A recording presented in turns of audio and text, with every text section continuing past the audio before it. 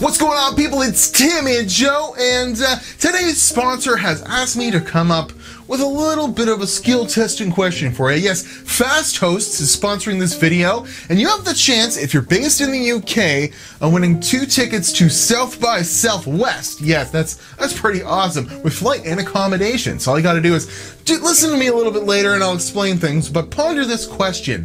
Which company created the original series of Radeon cards?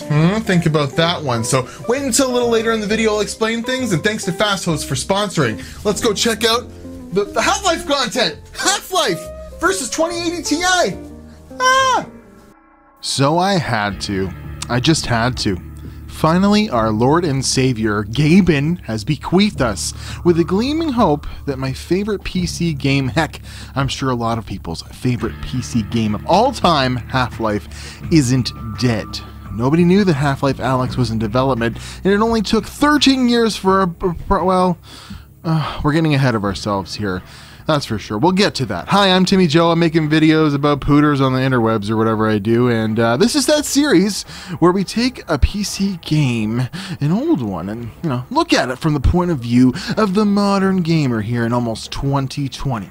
The original Half-Life was released over 22 years ago, and now that's just mind-boggling, as I remember hearing about Half-Life through some friends in high school, and after my 16th birthday, I went to buy it.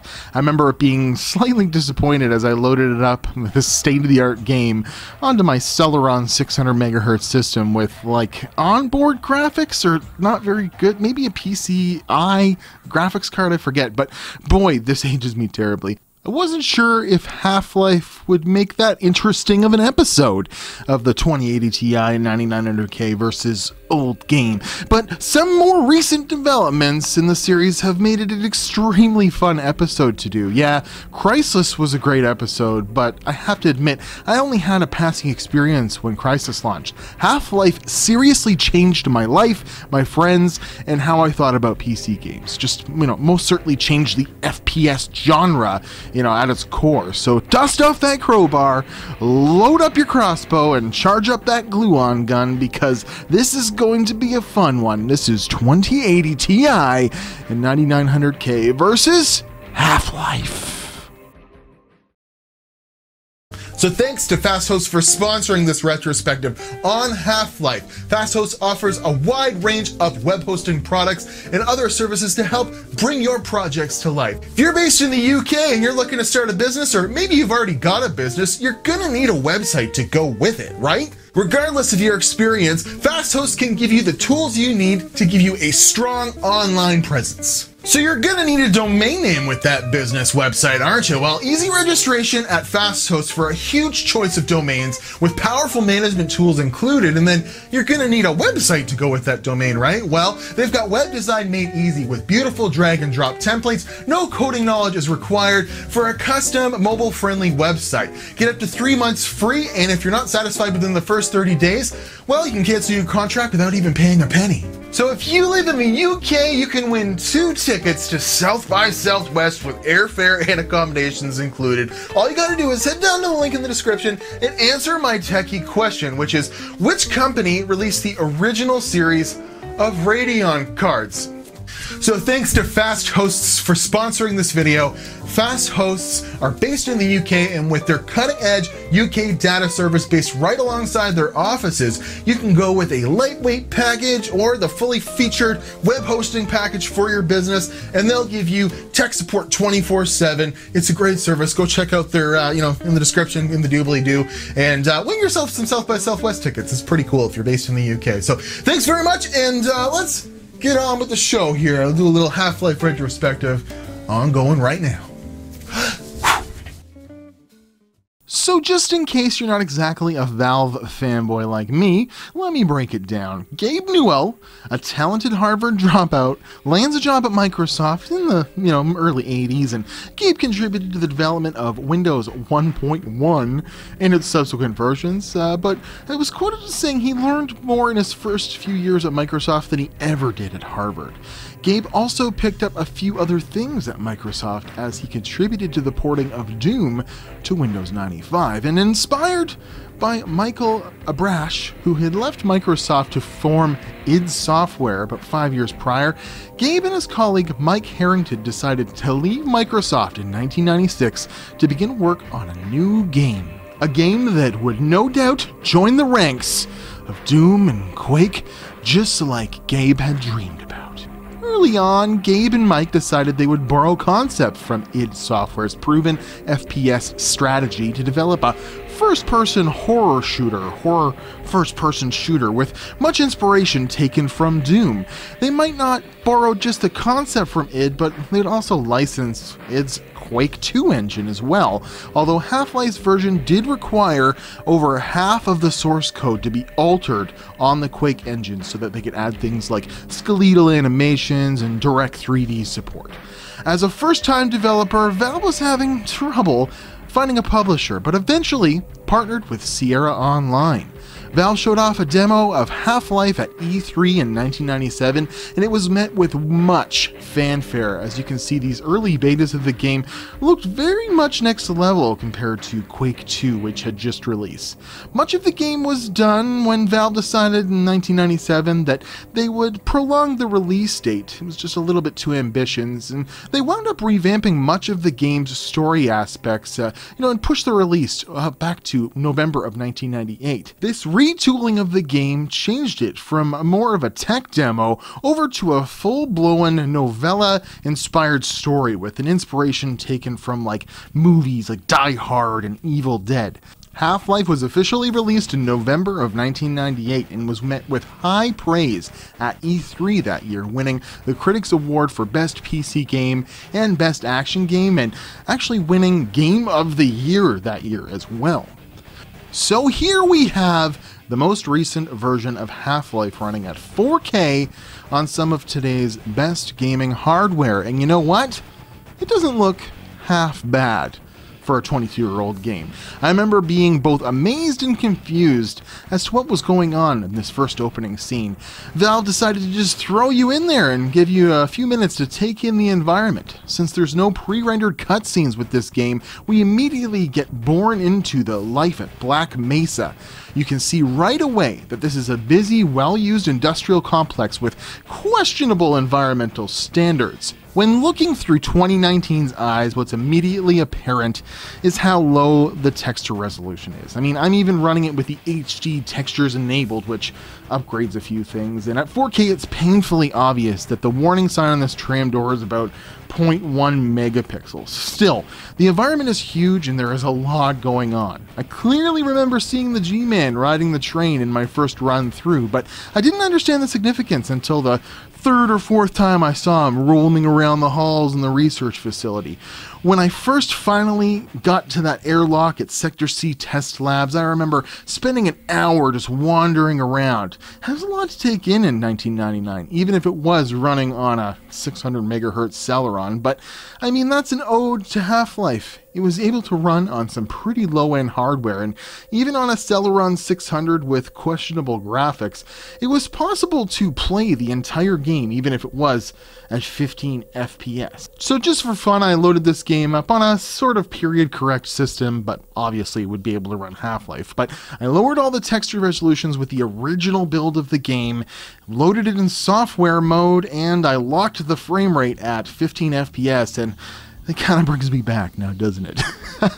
The minimum specs on Half-Life are pretty forgiving, being a 500 MHz CPU, 96 megabytes of RAM, and a 16 megabyte video card. Recommended was an 800 MHz CPU, 128 megabytes of RAM, and 32 megabytes on a video card. These specs left the game pretty accessible at the time, unlike something like Crysis. So I played through Half-Life 1 again using the version available on Steam. They called it Half-Life Source back in 2003. It was an upgrade over the original with negligible but more reliable engine updates, and there was these HD characters added in weapons.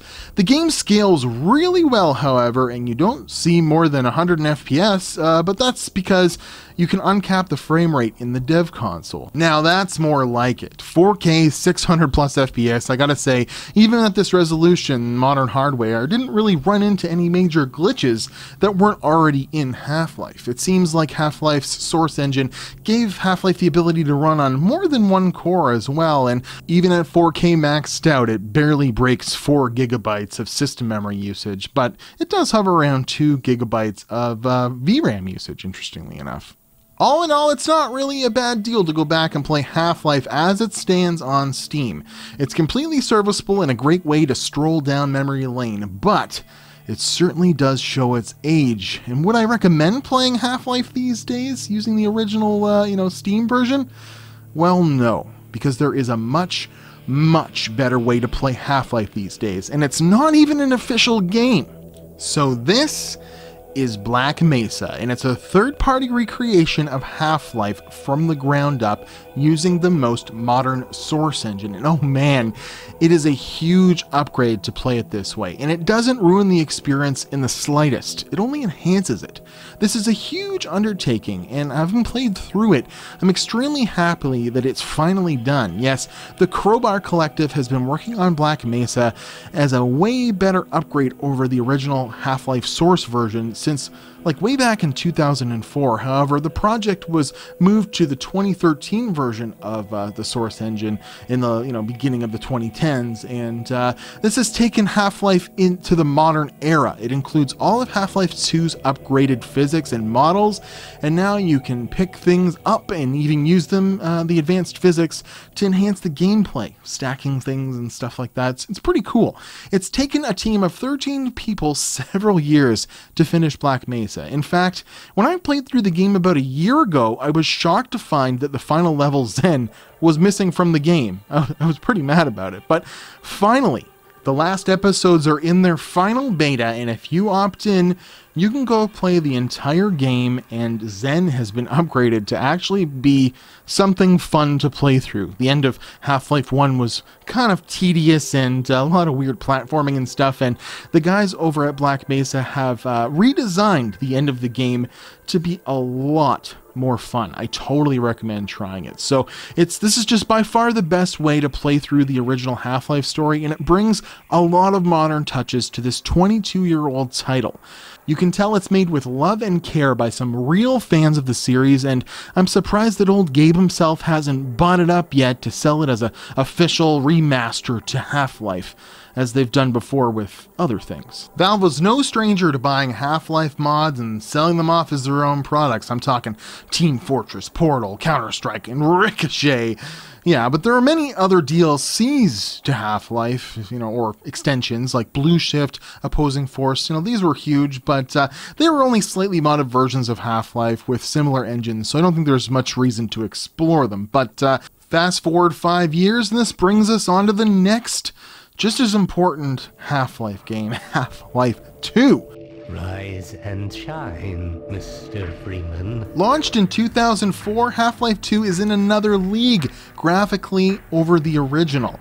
It's mostly to do with Valve pioneering its own engine, dubbed the Source Engine. No more boring from it. Valve's Source Engine was a truly next-level, groundbreaking achievement. I mean, from the moment you enter City 17 off the train, you are greeted with an environment filled with garbage and people that you can actually interact with, and you can pick the garbage up, break it, shatter it, and the game uses every aspect of its new physics and mechanics to its advantage. Again, equipped with your trusty crowbar, you're able to break just about anything. Well, as long as it's made of wood. Thank goodness there are so many crates littered around Half-Life 2's post-apocalyptic world.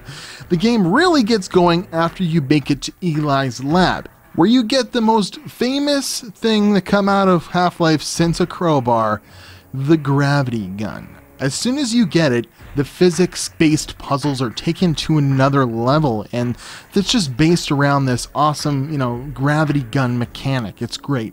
Half-Life 2 is a great game to go back into and just jack up the resolution and settings. The best part is almost any PC post-2005 can run Half-Life 2 at max settings. I mean, might be one of the most highly optimized games of all time. It's known to run on anything, and it's just pretty awesome. I mean, check this out. I'm literally playing it on an Intel Atom based mini laptop that barely runs Windows 10 as it is, and if you go and load it up on the 2080 Ti and 9900K, we can see an impressive 500 plus FPS at 4K max details, as long as you change the max FPS setting in the console again from 300. The best thing in Half-Life 2 is it doesn't feel old. It's essentially the mold in which most FPSs have been made out of. Sure, the textures are a bit low res, and we've got more true-to-life graphics these days, but it feels like a game based in the present. Now, Half-Life 2 was able to raise the bar on itself as the Episode 1 and 2 games were released. The visuals kept getting better, mind you, they had the time to do it. Half-Life Episode 2 was released 3 years after the original Half-Life 2, and by 2007, it had to compete with the likes of Crysis, of course. But Half-Life Episode 2 could still run great on just about any hardware.